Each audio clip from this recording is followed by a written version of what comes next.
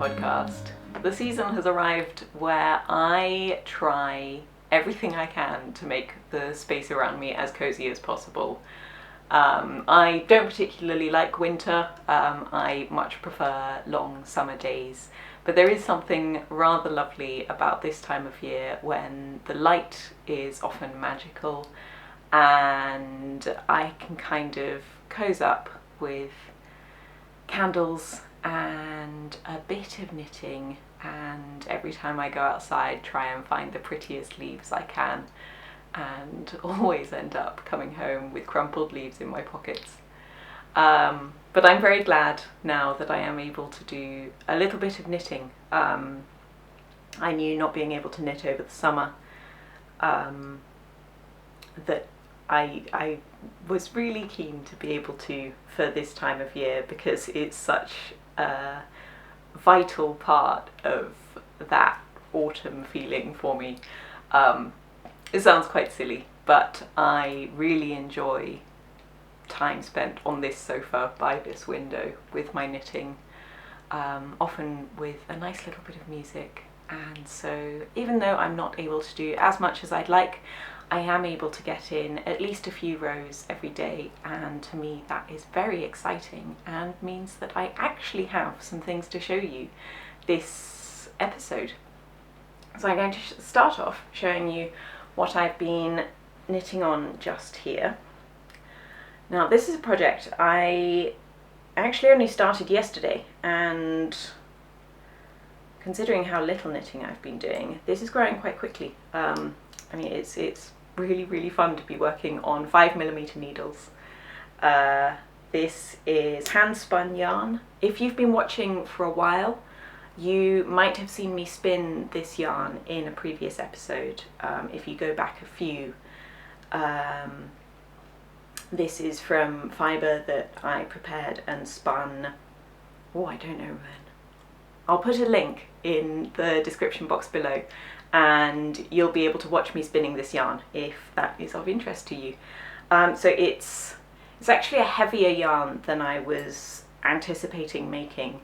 When I'm spinning, I often prefer to let the fibre do what it wants to in terms of texture and weight and amount of twist. I work quite intuitively on that, and so the yarn ended up being a little bit heavier than I wanted, which meant that I didn't quite have the meterage that I was going for, but not at all put off by that, because now I'm making this shawl. It's just a plain garter stitch one, very simple triangle shawl with yarn over increases at the edges and centre. I really wanted a project with no purling at all, and although another project which I'm going to show you in a second is also a lot of knitting, it's at a much finer gauge, and this is that perfect combination of yarn and needles that mean the stitches are very little effort. They just sort of slide off the needles, and that is really soothing and places less strain on my hands. So it means that I can do a little bit more. And so yes, the fibre in the yarn is a whole mess of stuff. There's definitely silk in here and some soy fibre, and then dark bits of Blue-Faced Leicester Shetland Romney cross, which is undyed, and there's also some Shetland Teeswater in there as well, I believe. It's been quite a while since I spun it and I haven't actually checked, but it's really fun to come across little bits of each of the fibres because the yarn is quite slubby. It's got a lot of texture to it, and that is really enjoyable.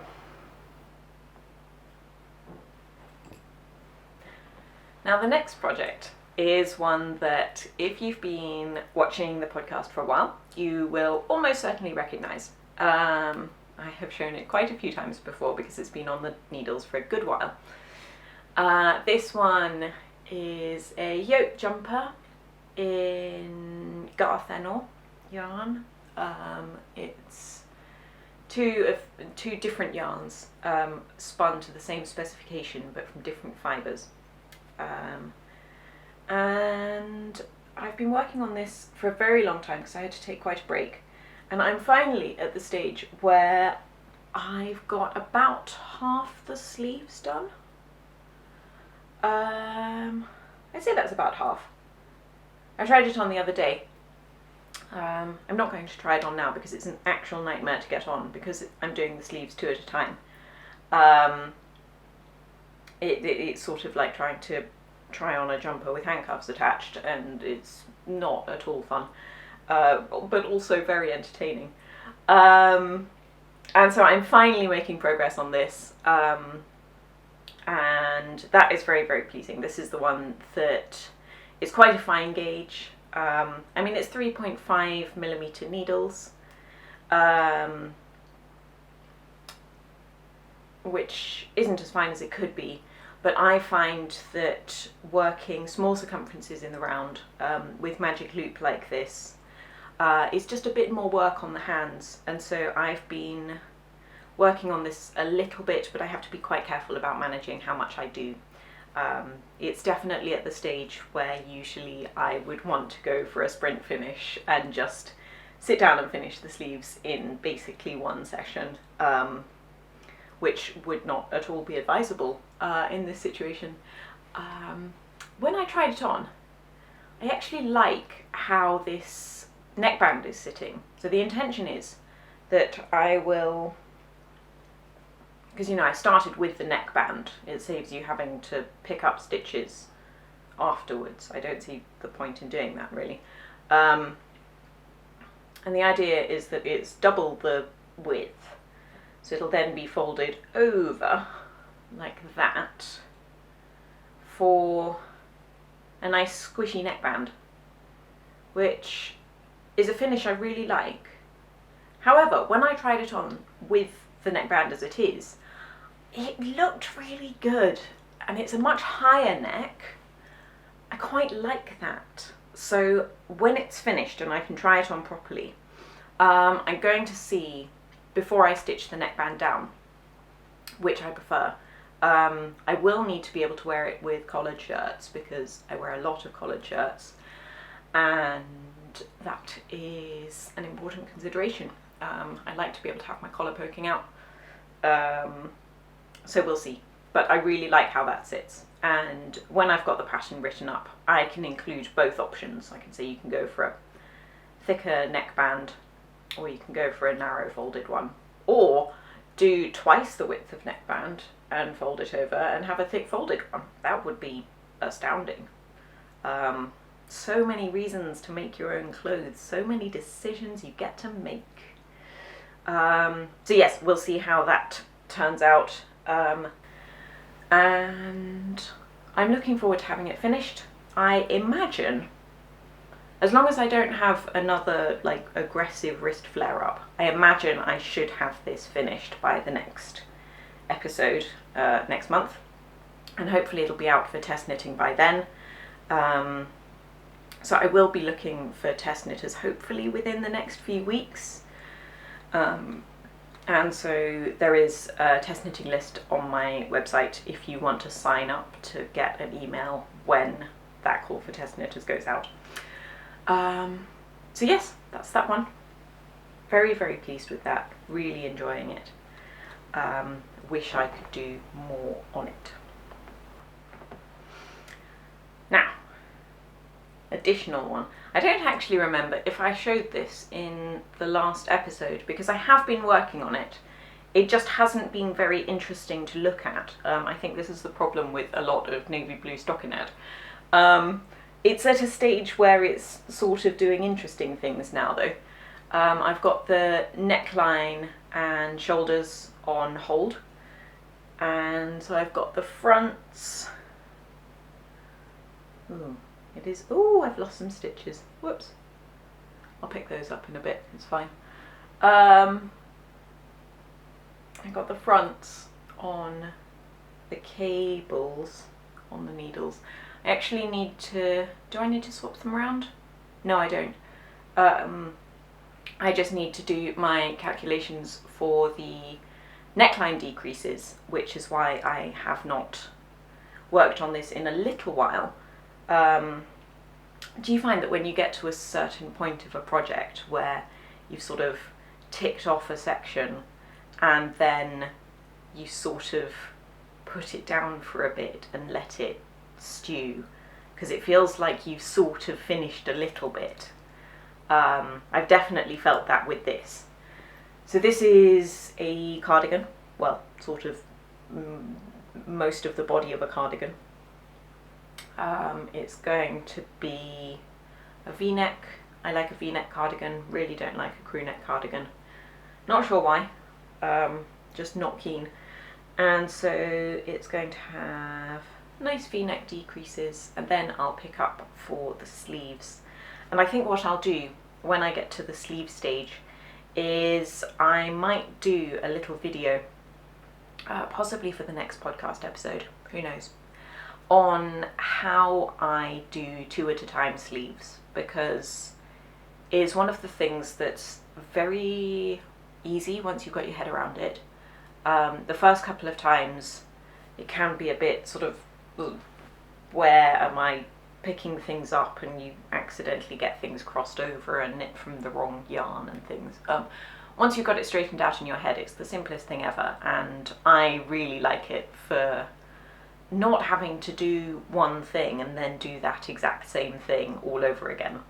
The idea of knitting a sleeve and then knitting the exact same sleeve again, not keen.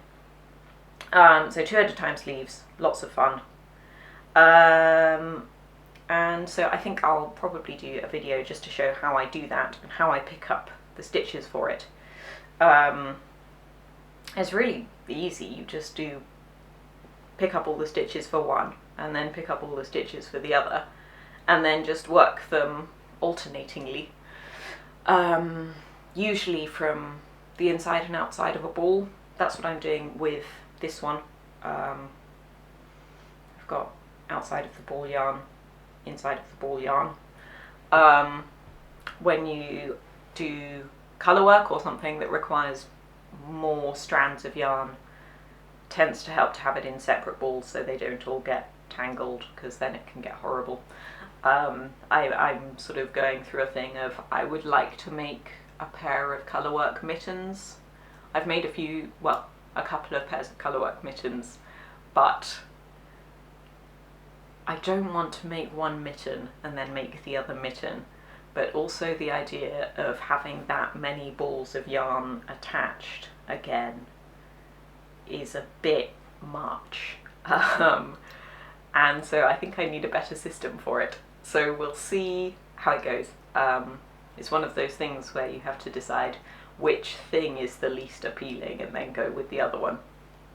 But yes, very excited about colour work, which plays into the next thing. Because this, this will just be a background project. It's nice because this yarn is lovely to work with.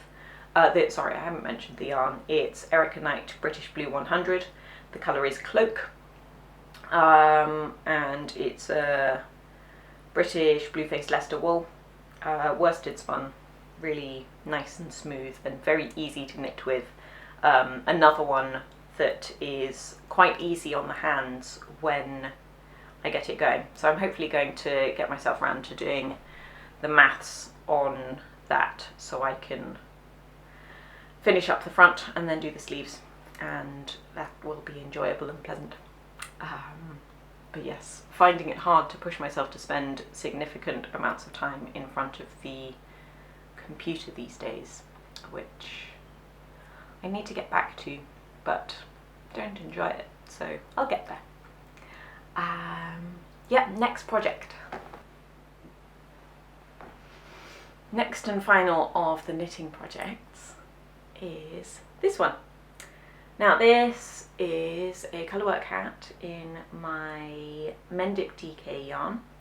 I'm very pleased that I actually have a finished knitting project to show you, because it feels, well, this was my first finished object since May, I believe.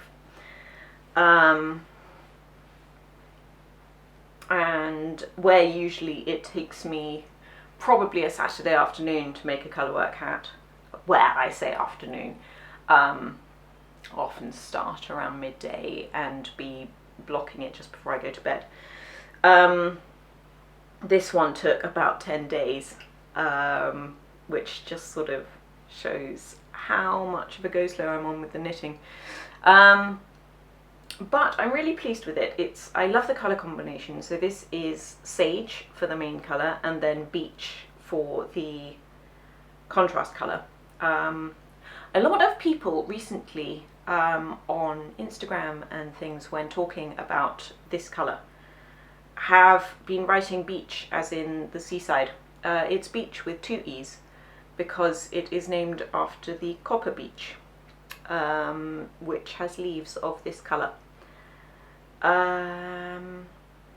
All of the names of the colours in the Mendip range are named after local natural things. Things is not a great word there. Elements maybe, plants and animals and features of the landscape. And so yes, beech after the copper beeches, which are one of my favourite trees. I have many favourite trees, I love trees. I'm not talking about the hat. So this hat, hopefully you can see it nicely there.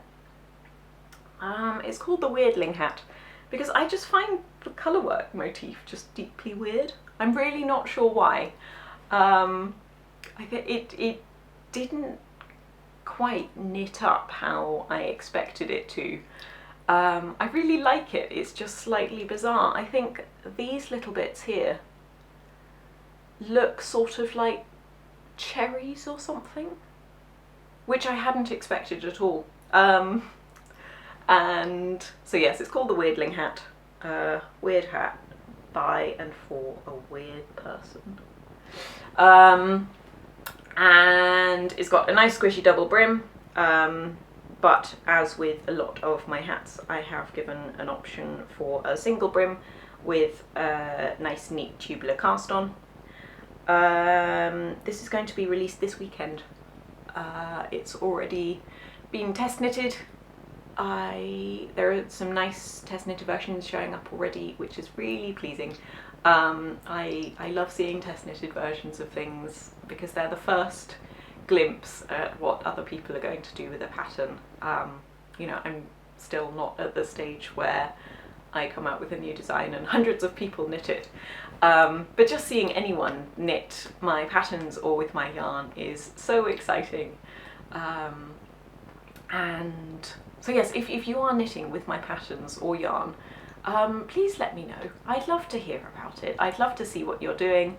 If you're on Instagram, tag me over there. Even just email me a photo of something. I'm not exaggerating when I say it literally makes my day. I do what I do for a love of making and for encouraging other people to make, and seeing that is actually happening is very encouraging and really nice.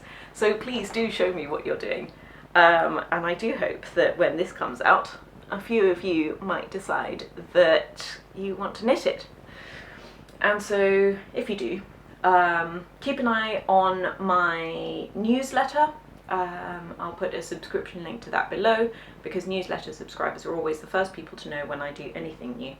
And Instagram, you can follow me there and I'll announce the launch of the pattern there too. But you know, Instagram being Instagram means you might not find out for a few days, so that's the way that goes. And so yes, new colourwork pattern. It's DK weight yarn, which is really nice and squishy, and makes for a warm hat and very quick knitting, because I feel like colourwork hats are like a quick project anyway, and they're good fun. But when it's DK weight, you just fly through it. Very, very satisfying, and yeah, just nice to squish. So yes, I hope you will enjoy that one. And I think that's all of the knitting projects I need to show you, but there is one thing that I am actually wearing, which I have not talked about yet. So you might have been watching and thinking, but tell us about your glorious skirt, Marina. So, this is my glorious skirt. It is made from fabric that I wove in the summer, early summer I think, possibly June-ish, unsure. But it is fabric that I showed on the podcast, and I think I mentioned that I didn't really know what to do with it. And it took me a long time to decide whether I wanted to make a dress or a skirt, and I decided that I didn't quite have enough fabric to make the type of dress that I wanted to. And so I did have enough fabric for a properly good skirt. Which, you know, I'm setting off perfectly with my grandpa's old shirt here. But I really like a box pleat, so these are some nice big box pleats which show off the sort of bounciness of the fabric. You might have seen in the introduction that the skirt is sort of a high ankle, mid-calf type length. What if I stand on the sofa? Can I show you there? Ooh, no I can't. That's where the hem is. Highly professional podcast making here. And so I made this specifically to be zero waste. So I wove a long length of fabric, quite narrow, about, I think it's 24 inches wide, which is about 60 centimetres. It's lamb's wool warp, which I dyed in a sort of brick red, and then Rami weft, which is a nettle fibre, which has some similar properties to linen because they're both bast fibres. And that gives the fabric like a really nice bounce to it, and it means that it sort of does that thing where, yes, it gets a bit creased, but it does so sort of elegantly like linen. But the wool means that the creases drop out a bit more, which is really nice. So yes, very, very pleased with the fabric and the way it's turned out. So I did it so that I chopped 2 bands of fabric from the end of my piece of fabric,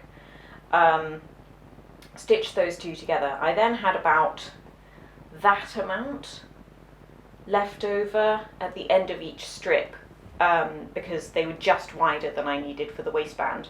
I chopped those off and used them as extra wide belt loops here. And then the remainder of the fabric I cut into thirds, and then, so if you've got the length of the fabric, I cut 1, 2 to give 3 pieces of equal length, and then I stitched those side to side and turned them so that the fabric pieces would be slightly longer and slightly narrower, so that rather than having a skirt that came to my knees and was very flouncy, I had something that still had quite a bit of body to it, so you know I can comfortably step out, but was a bit longer. I think it's quite a nice elegant length, and yeah, I decided to go for a button front because I don't like things like zips,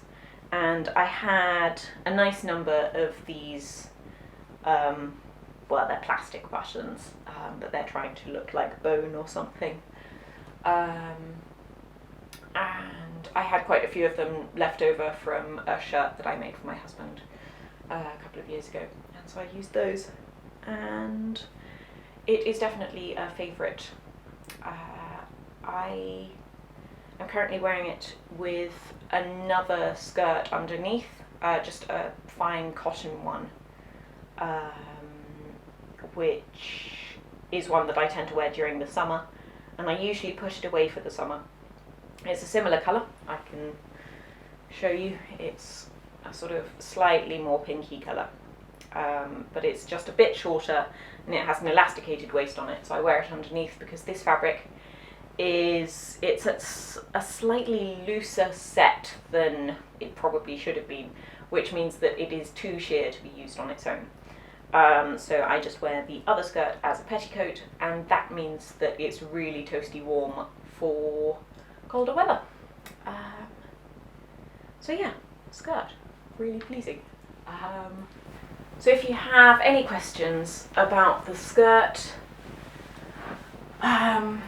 let me know, because I really like zero waist sewing in a way that sort of doesn't look it. So I am planning on doing a lot more weaving of fabric for sewing with. I'm not going to commit to always doing zero waist projects because you can be slightly limited in the shapes and fits you can achieve with that. But I am going to be working in a way that creates as little waste as possible.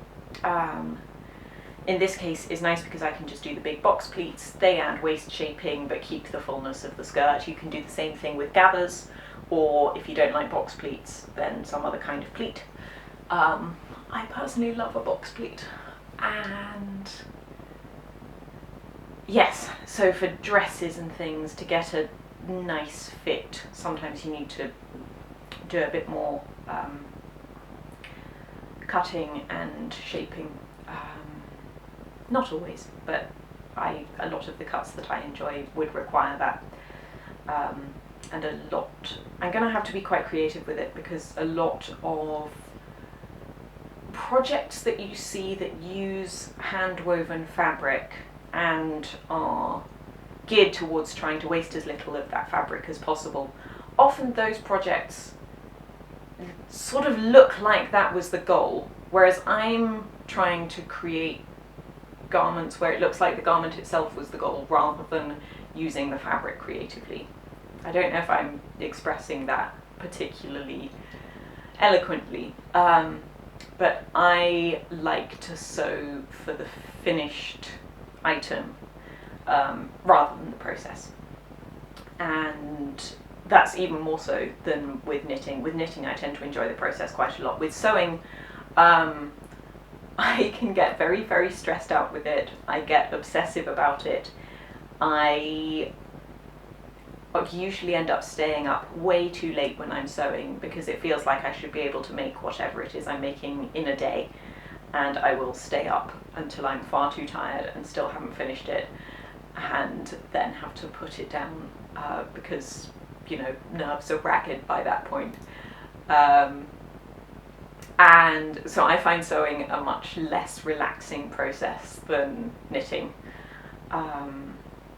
And so I'm not really about the process with sewing. I want to create the best finished object possible. And yeah, I want it to be about, I want to make a garment out of this, not I've made this fabric, what can I do with it? Even though that's sometimes the way I am approaching it, I want it to look like I've carefully considered what I'm going to make, and that it surprises people that it's sort of hand-woven and handmade and whatever. I don't know if I'm expressing that well. If you get what I'm talking about, I'd love to hear about it. If you've done any sewing with hand-woven fabric, or if you weave at all, I'd really love to hear, because I'm always looking for ideas. I have done a bit of weaving recently for wraps and scarves and things that I've been doing for presents, and that's a lovely way to do it. I have far too many scarves already, really. And so being able to do some as gifts is nice, but I would like to push my weaving skills to create fabric to then make things from, because that to me is very exciting. I can get closer to a more traceable, slow wardrobe, which I find quite exciting.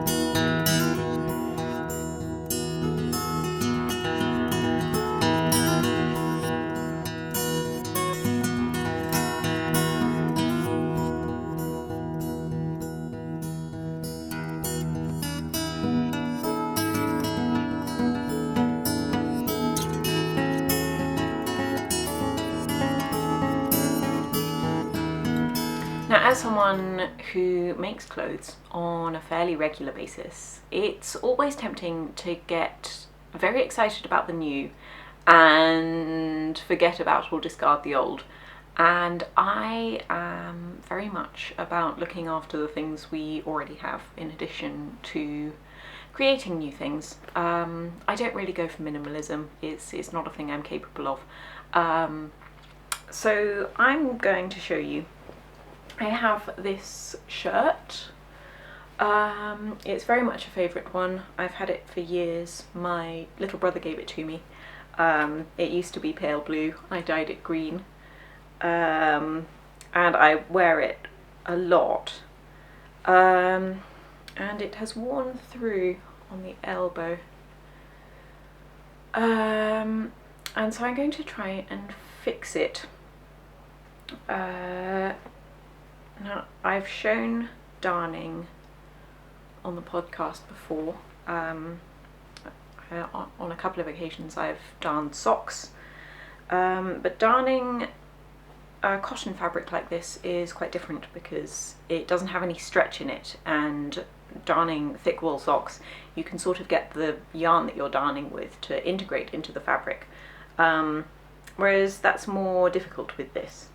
So what I'm going to do, because the area around the tear, there are a couple of little tears there, is worn quite thin.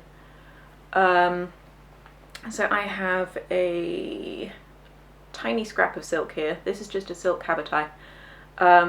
Silk is incredibly strong, even though it is fine, and it doesn't stand up well to abuse in terms of like washing it. You need to be quite careful about looking after it in that way if you're wanting to preserve the shine and appearance of it. This is silk that has been many different things. I made a dress out of it in university. It's a colour I dyed myself. Made a dress out of it, then took that dress apart, then made another dress, then took that dress apart and made a sleeveless shirt and another sort of floaty summer blouse. I've always kept the offcuts each time I've done those things. Most recently I used some of this fabric as the lining for a mask because the very fine weave is good as an additional layer. And so now I'm just going to use it as a bit of backing for this, because you could just darn on top of this without a backing, but the silk will just add a little bit more strength. And so this is just a piece I have pulled out of my bag of scraps, and I'm going to show you how I'm going to do this. So first up, I'm going to trim off extraneous bits, probably with woven fabric like this. If you can catch a little notch in the fabric, you can then tear it, and that will tear along the grain line and give you a perfectly straight edge. And also when you're doing it for larger bits of fabric, it's really satisfying. It makes a great noise. So I'm just going to put this in here. Now I'm going to state up front, I'm not interested in this being a completely perfect darn. I don't want it to be super conspicuous, but I'm just after something that will prevent further damage to the shirt and will stop my elbow from getting chilly when it pokes out of the hole. I'm not sure why it is that it's always my left elbow that wears through. I would expect it to be my right because I'm right-handed. Not sure why that is. It's always the left that goes. Right, and now I'm just working inside sleeves is always a faff. I'm just getting it so that the grain of the fabric of the silk aligns with the fabric of the shirt so that you don't get it pulling in strange directions. Right, I think I'm going to tackle the little one first. I'm going to do them separately. Now I've got it so that my scrap of silk on the inside covers the whole tear. Just feeling with my fingers on the inside to make sure that it's lying flat. And I want to do this without distorting the fabric of the shirt. It is already slightly stretched out, which is why it's worn through in the first place. I'm just going to put some pins around it to hold this in place.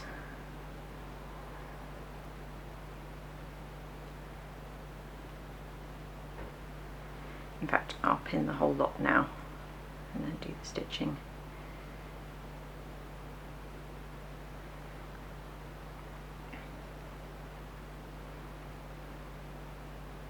And I've realised recently, when thinking about the way that I sew, that a lot of it is a lot of the way I sort of judge things.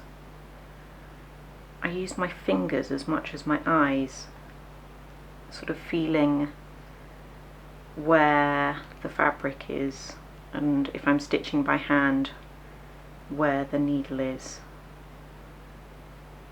Using fingers on the inside of something to see how much thread you have left before you're going to pull it all the way through the fabric. Right, that's pinned out there and lying nice and flat. Now I have this thread, which I think is the closest match to this fabric. I think that's fairly good. It's a sort of olivey grey green, which I think that will do the job alright.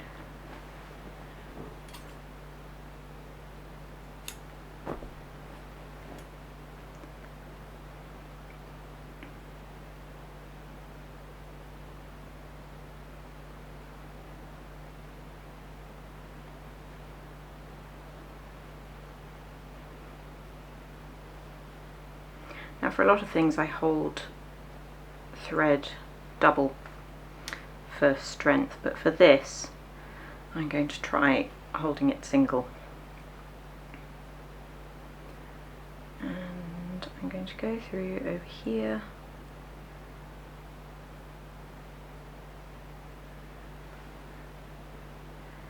Pulling it through from over there will mean that I can pull it through that hole. And then the little tail of the yarn thread ends up being on the inside.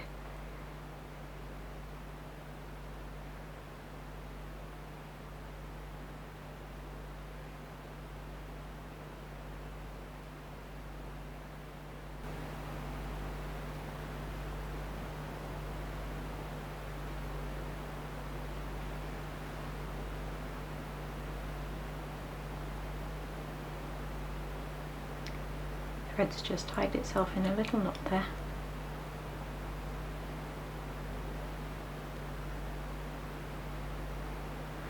Right.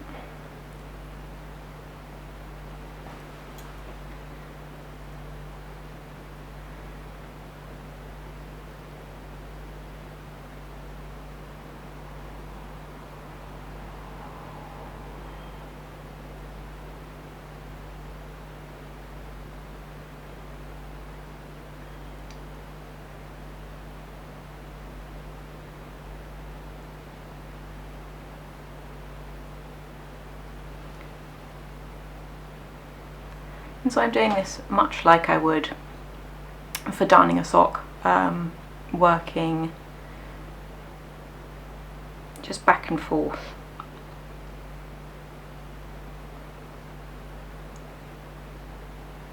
Across the tear.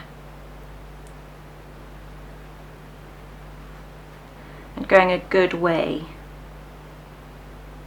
either side of it. So you're darning into strong fabric.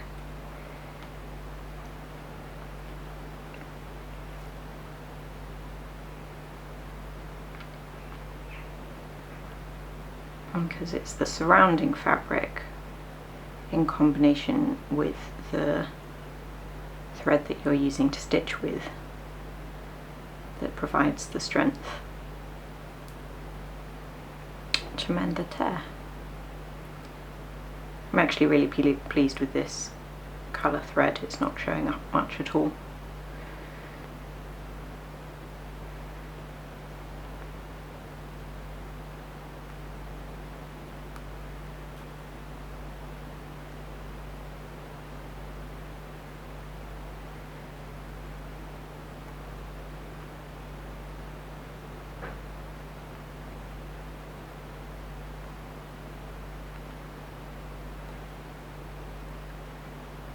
And I'm not trying too hard to do tiny stitches.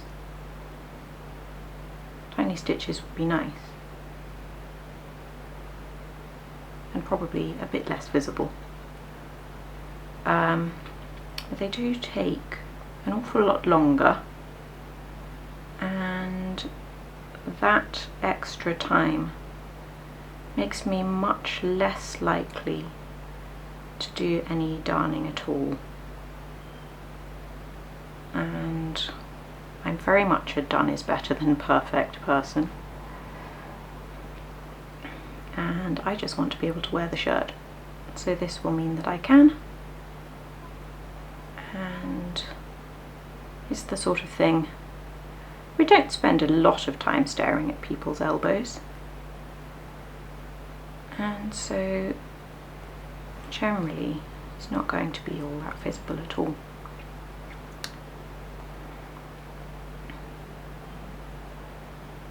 Now if you were to do very big stitches, you might encounter problems then, because you might find that the stitches could get caught on things.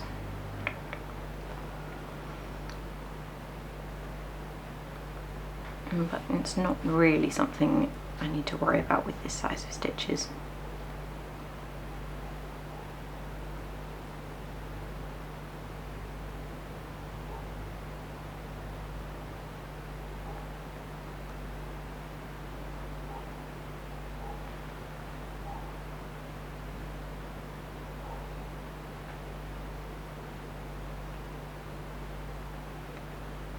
Caught that thread on the end of the pin there.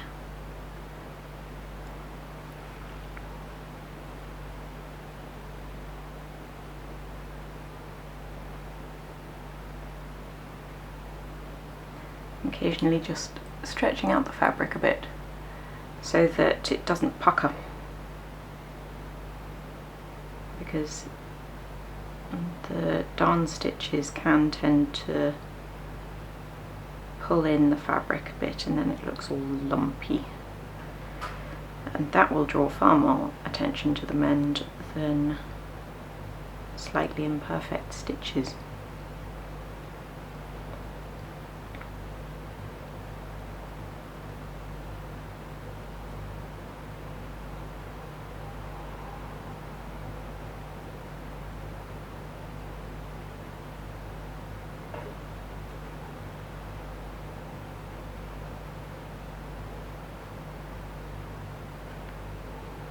I'm just going to keep on going back and forth like this for a little bit, and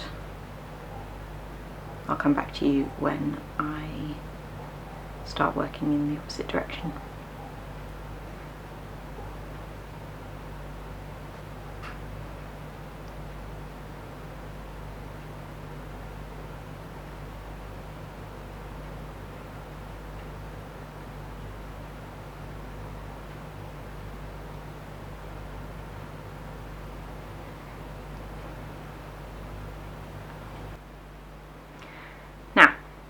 I've finished all of the stitching that goes this way, and so because the silk fabric behind is now held in place quite nicely, I'm going to take the pins out because they're not needed anymore.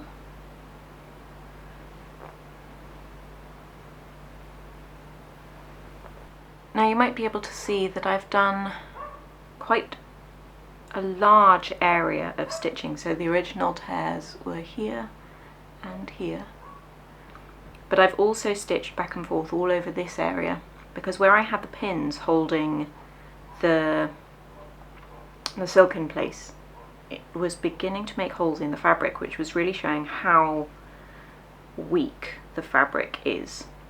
And so where usually I would trim off the silk around the area that I've darned, if I turn this inside out a bit, you can see that the edge of my stitching is just here, and I've got all this loose. But when I've finished, instead of trimming that off, I'm just going to stitch all the way around it, so that if fabric around the area that I've darned tears or wears through, I'll then be able to use that silk and just darn straight through onto it rather than having to add in an additional bit. And so now I'm going to work in the opposite direction to the stitches I've just done.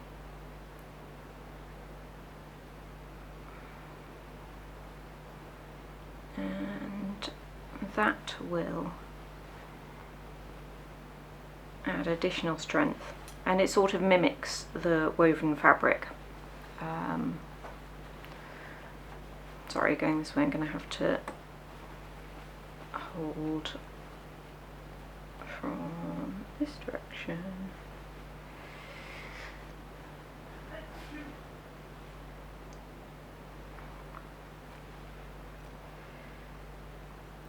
And I tend to use my hands to keep the fabric sort of taut.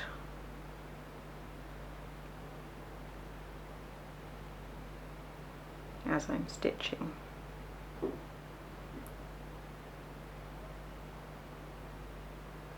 Getting through my finger a bit there.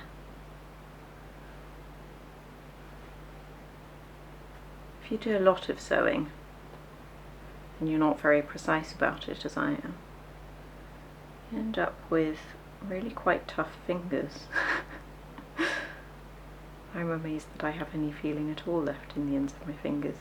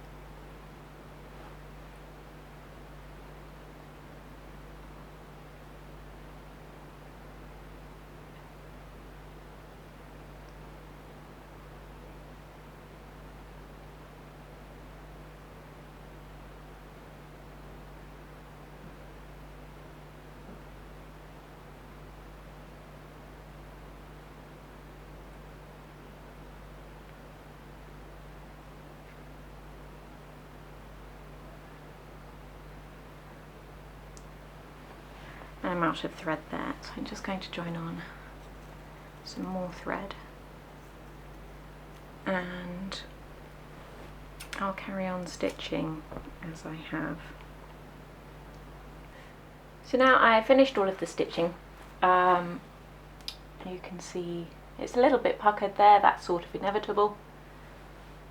And you know, it's not a magical transformation, but it does mean that this is going to be a lot more wearable. And now, final step in any sewing anything,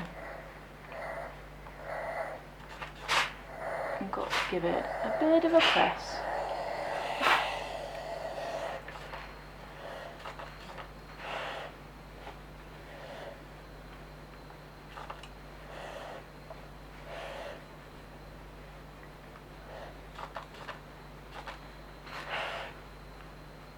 And the ironing just helps smooth out the fabric.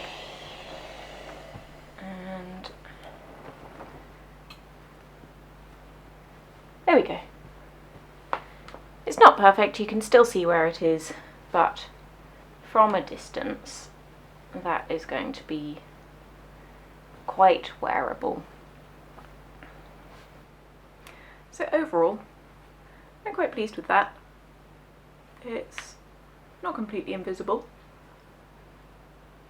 but it'll do the job nicely. And now I will be able to wear one of my favourite things. So yes, one final thing I'm going to show you is, I know a lot of you enjoy having a look at my garden, and I've realised that for the past few months I haven't shown you it at all. Now it is definitely past its best because we are decently into October. We haven't had a frost here yet, but it has been getting really quite chilly. But there are still lots of nice things out in the garden, more bare earth than there was earlier in the year.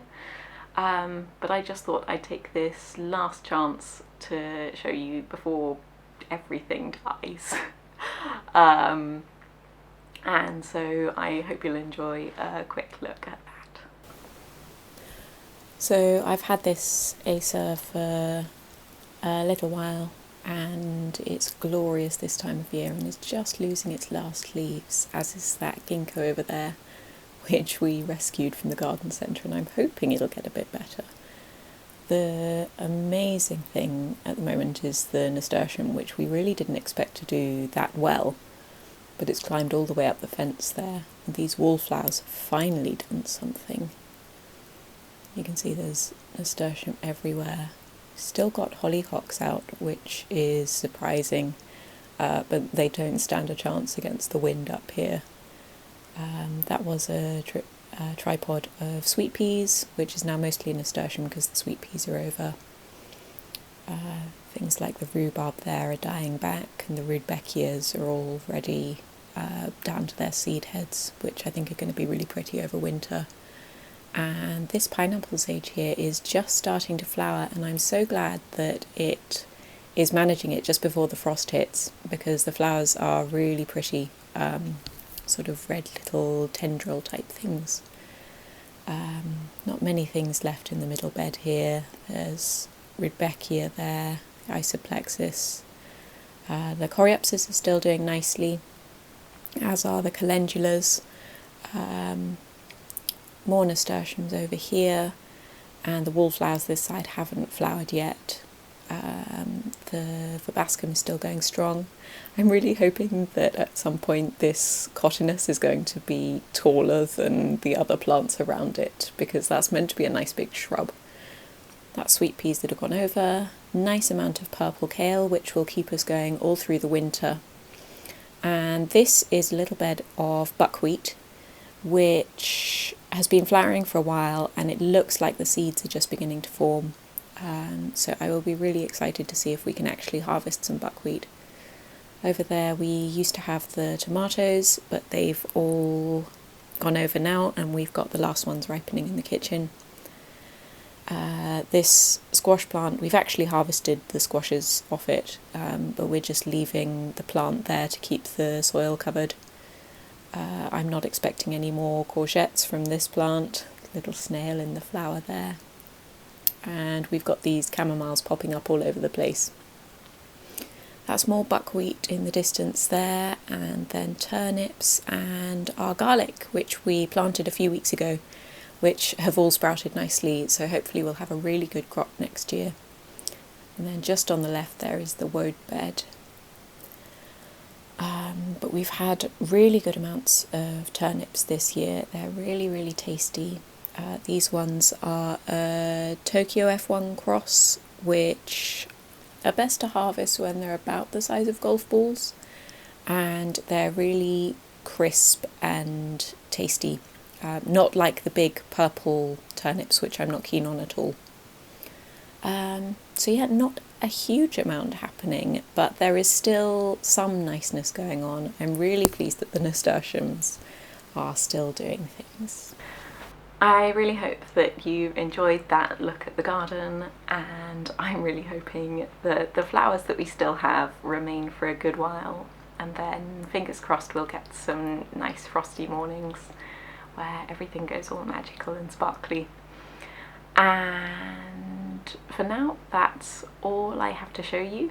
I am going to be recording another video in the next few days, which will be for my Patreon subscribers. So thank you very much to those of you watching who support me on Patreon.